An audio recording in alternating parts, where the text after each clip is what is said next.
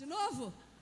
Fale, todos quantos o receberam, deu-lhes o poder de serem feitos filhos de Deus, a saber, fala assim, ó, a todos que creem em seu nome. É isso. Então ele deu o poder para ser filho de Deus. E como filhos, né? Lá em Gálatas, no capítulo 4, versículo 7, diz que nós não somos mais escravos. Passamos a ser filhos. Então diz assim, ó, de sorte que já não és escravo, porém filho. E sendo filho, também herdeiro por Deus. E quem que testifica isso em nós? No nosso espírito.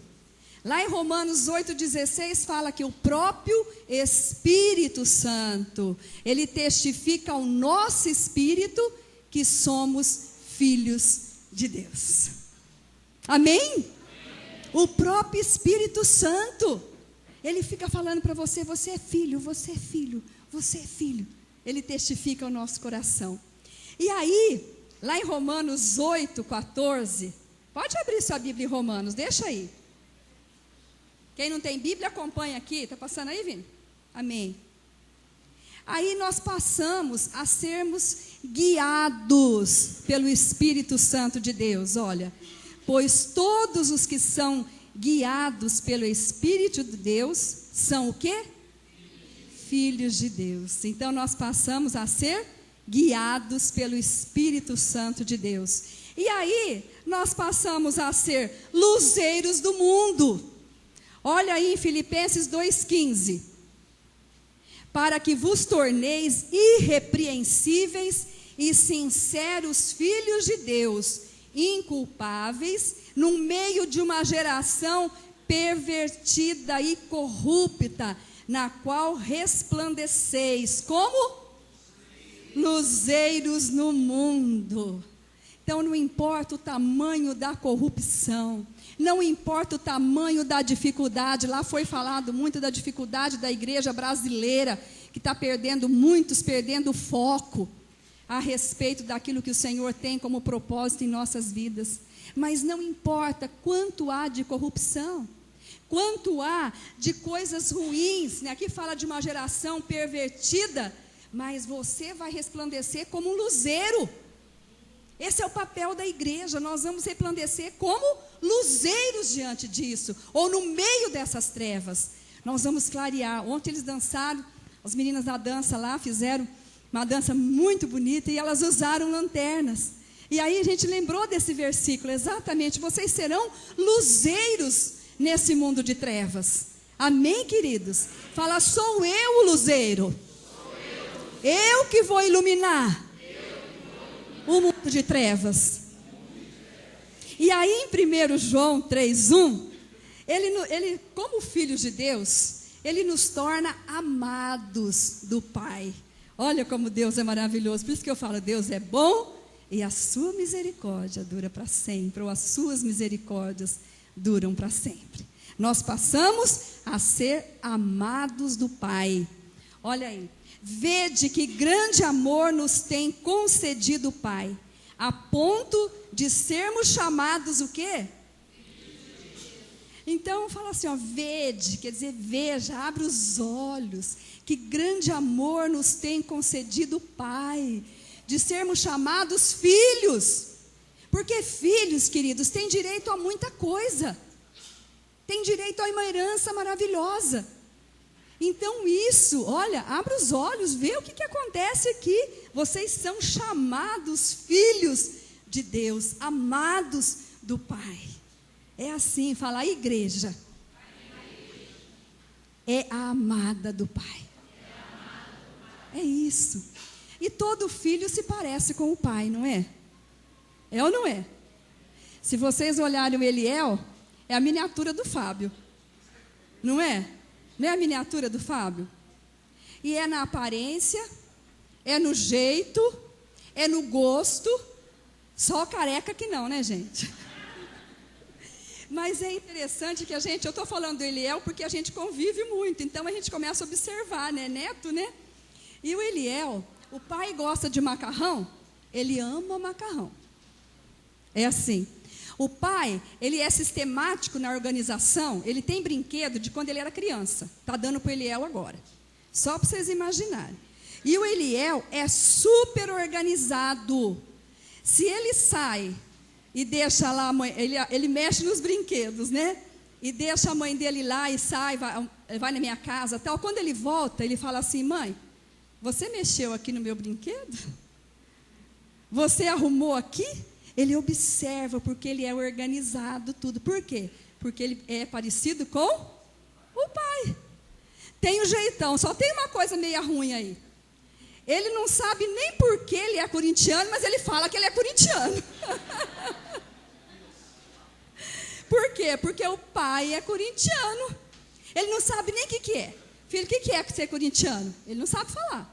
Mas ele faz questão de falar: sou corintiano. Vocês entenderam? Então o filho se parece com o pai. Se você vê o filho da Sandra e do Oswaldo Murita, você olha assim, é uma miniatura do Oswaldo correndo pela igreja. É ou não é? Igualzinho. É, igualzinho. É igual o pai. Mas ele adquire também, o filho, as características do pai. Fala: eu sou filho. Eu preciso das características do pai. Tem uma musiquinha. Tenho certeza que o louvor não sabe cantar. Que é muito antiga. Que fala assim, ó: todo filho se parece com o pai. Sabe, Fábio? Todo filho se parece com o pai. Todo filho se parece. Todo filho se parece. Todo filho se parece com o pai.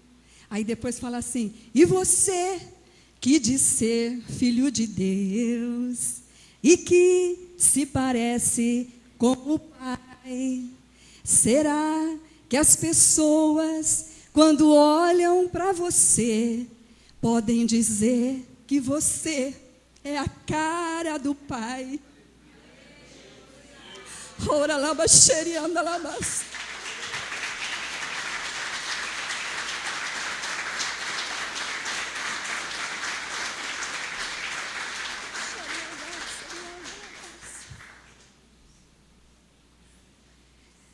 Porque ter a cara do pai é ter as características do pai. E o pai é longânimo, é fiel, é amoroso, tem uma só palavra, é imparcial, é íntegro, é perdoador. Esse é o pai. Que mais? Qual mais as características que tem o nosso pai? Amoroso, bondoso, benigno, manso. É o pai. São as características do pai. Mas por que como filhos de Deus, como filhos, nós perdemos essas características? Por que muitas pessoas olham e falam: não tem a cara do pai? Por quê? Queridos, na queda do homem, Deus nos fez a sua imagem e semelhança. Mas na sua queda, quando entrou o pecado, o que aconteceu? Perdeu-se essa imagem.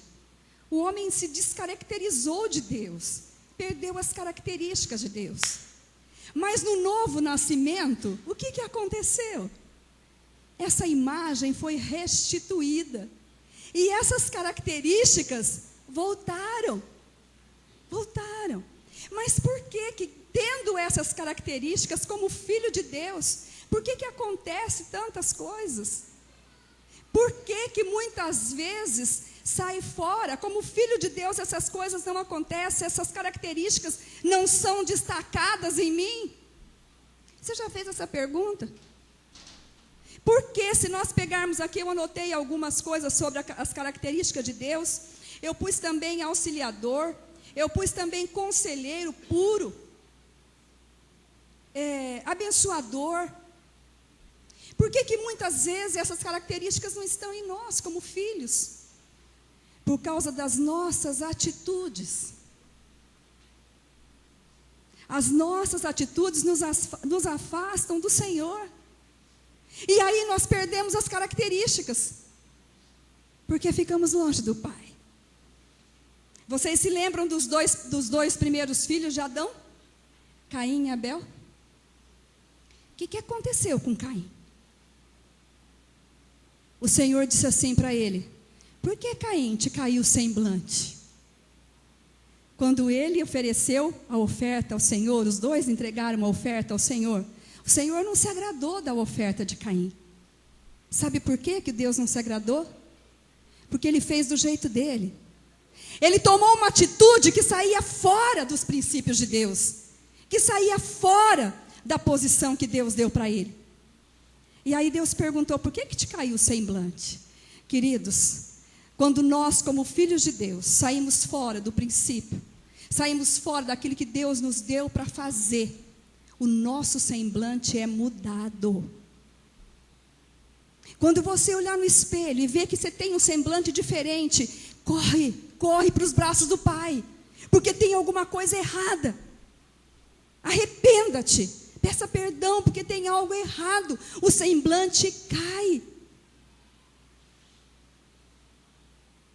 Caim ofereceu uma oferta ao Senhor. O pastor José Rodrigues falou disso lá.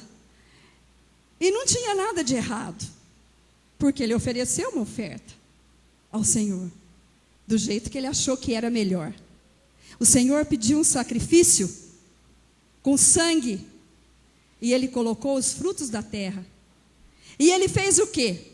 Ele usou, o pastor José Rodrigues ainda falou assim, ele usou a lenha, e ele usou até o fogo. Tinha fogo, mas não tinha sangue.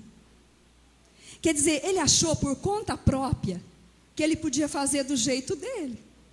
Vocês estão entendendo, queridos? O Senhor não se agradou da oferta dele. Não se agradou. Porque nada nós podemos fazer sem a autoridade, sem o sangue do Cordeiro sobre as nossas vidas. E naquela época o sacrifício, o holocausto, representava o sangue de Jesus que estava sobre aquela geração. Era a proteção sobre a promessa do Senhor que viria. Em ti serão benditas todas as famílias da terra. Agora eu pergunto, eles eram filhos. Caim e Abel eram filhos. Por que saiu fora? Atitudes. Eu vou fazer do meu jeito. E o pastor José ainda comentou assim, que ele falou em 3 níveis de obediência. E ele falou que essa obediência é a obediência 0.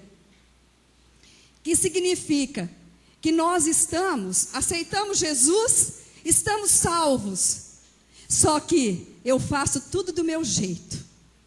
Ninguém fala na minha vida. Se eu quiser ir à igreja, eu vou. Se eu não quiser, eu não vou. E assim por diante. Se eu quiser evangelizar, eu vou. Se eu não quiser, eu não vou. As coisas têm que sair do meu jeito. Mas eu estou salvo. Aceitei Jesus como meu Senhor e Salvador. Pastor José fala em obediência 0 isso. É estar ali, aceitou Jesus, mas não obedece aos princípios, não obedece à palavra de Deus. Nós gostamos muito do Salmo 23, né? Que fala assim, que nós vamos estar em pastos verdejantes. Andar na obediência 0 é declarar que está sempre em pastos verdejantes. E que passar pelo vale da sombra da morte, jamais. Mas querido, sabe o que o Senhor fala? O salmista declara ali: ainda que eu ande pelo vale da sombra da morte, eu não temerei mal algum, porque o Senhor está comigo. Então por que eu preciso só ficar em pastos verdejantes? Tadinha de mim. Eu não tenho isso. Não fazem isso para mim. Obediência zero. Quer viver em pastos verdejantes. Fala, eu sou filho. Eu preciso adquirir as características do Pai. Se pegarmos os mais dois filhos, Esaú e Jacó. Atitude. Eles eram filhos da promessa. Abraão, Isaque e Jacó. Esaú não estava fora, ele era o filho primogênito. Ele estava dentro da promessa. Mas ele teve uma atitude. Ele vendeu a sua primogenitura. Ele vendeu a bênção. Ele vendeu, sabe o que para nós? Sabe o que significa hoje para nós? Vender Jesus Cristo de Nazaré. Negociar com o mundo. E viver em pastos verdejantes. Eu sou salvo. Eu tenho Jesus. Mas tem que ser do meu jeito. Jacó enganou, mentiu, usou a maneira errada. Mas sabe o que Deus viu nele?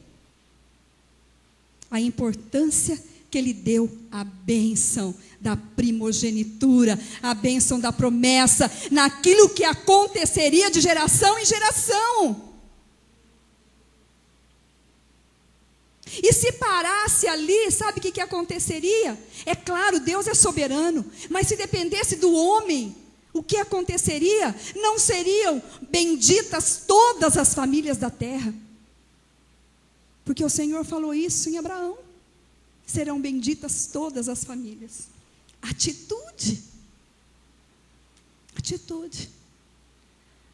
Aí, lá também o pastor, não sei se foi o pastor José ou se foi o apóstolo Luiz, que falou sobre o filho pródigo.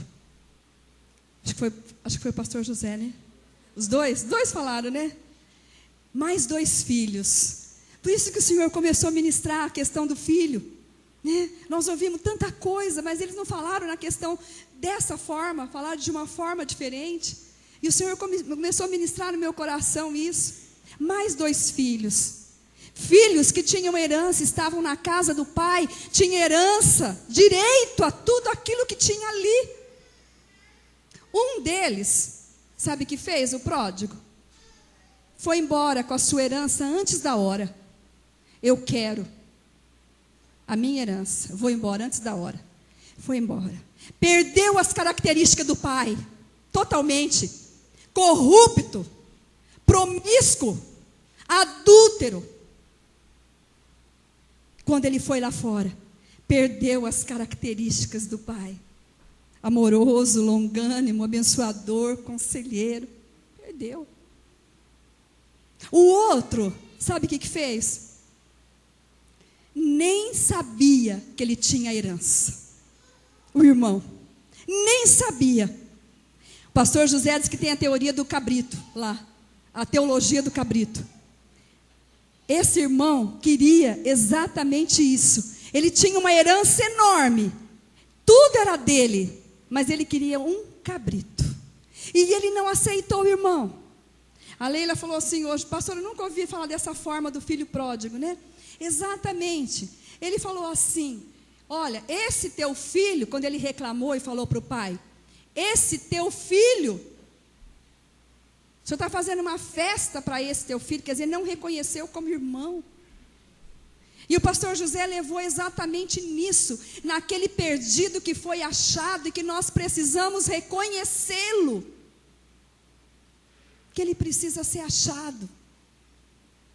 Então, mais 2 filhos. Não teve?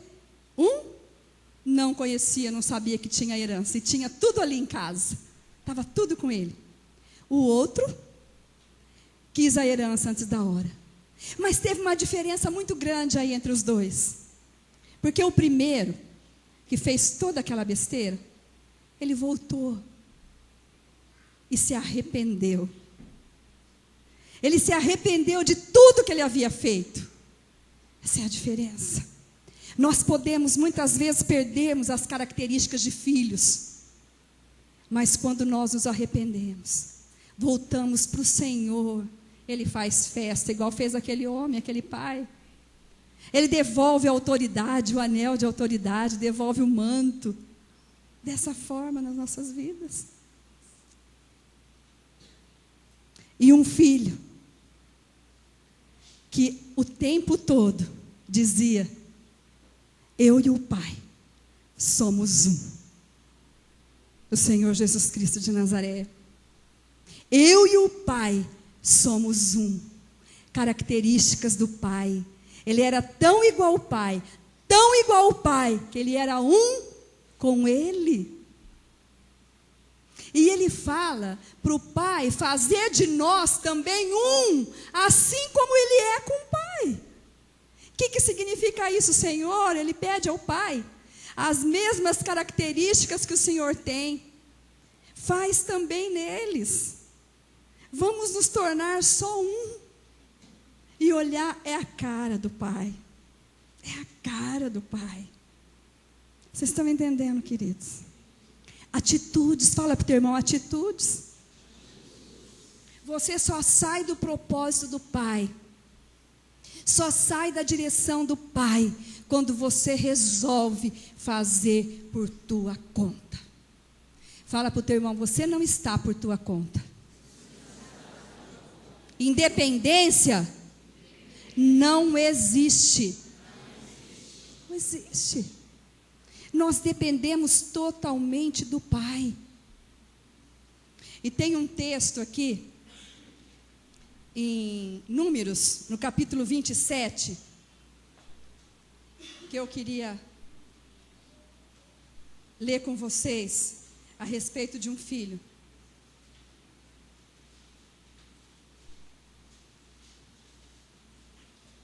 A respeito de um filho.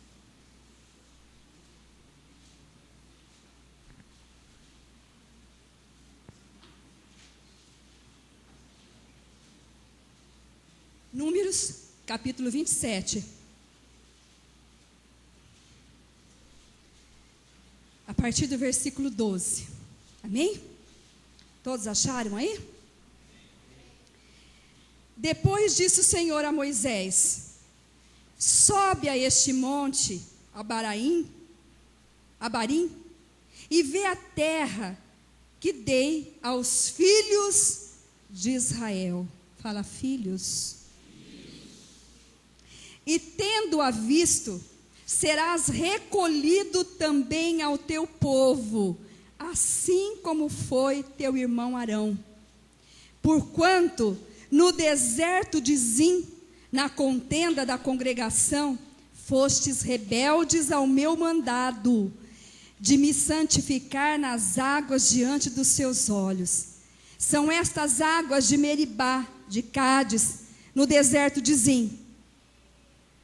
Então disse Moisés ao Senhor: ó Senhor, autor e conservador de toda a vida, ponha um homem sobre essa congregação, que saia adiante deles, e que entre adiante deles, e que os faça sair, e que os faça entrar, para que a congregação do Senhor não seja como ovelhas que não têm pastor.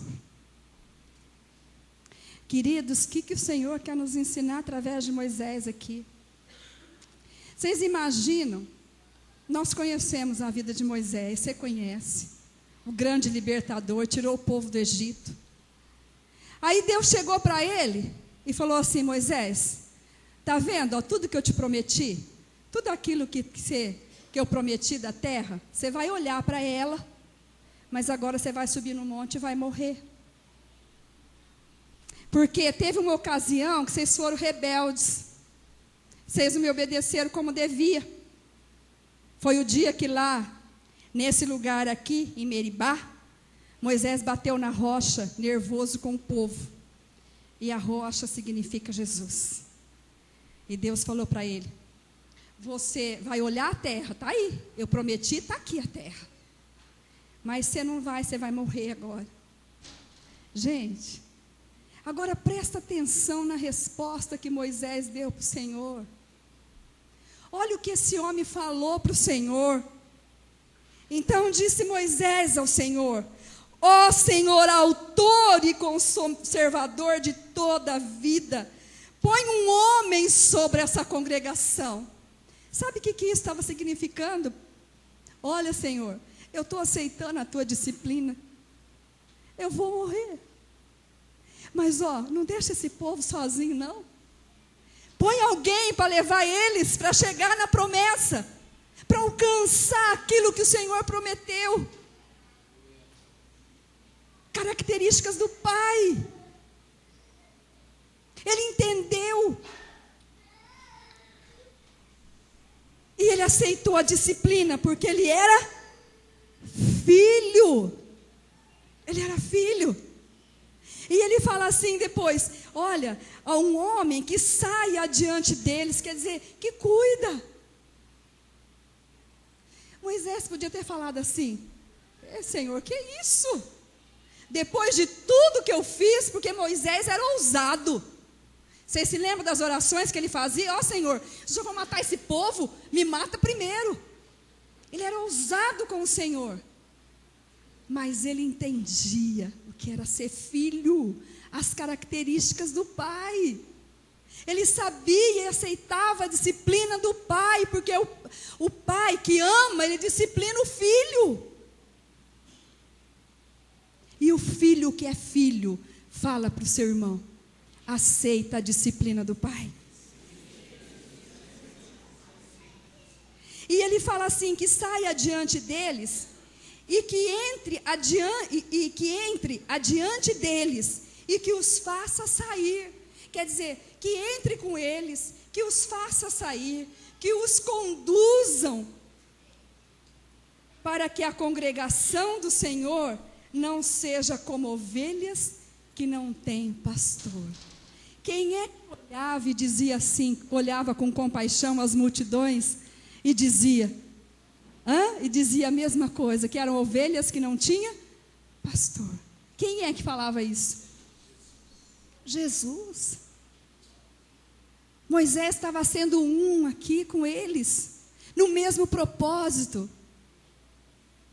no mesmo plano abençoador. Olha, Senhor,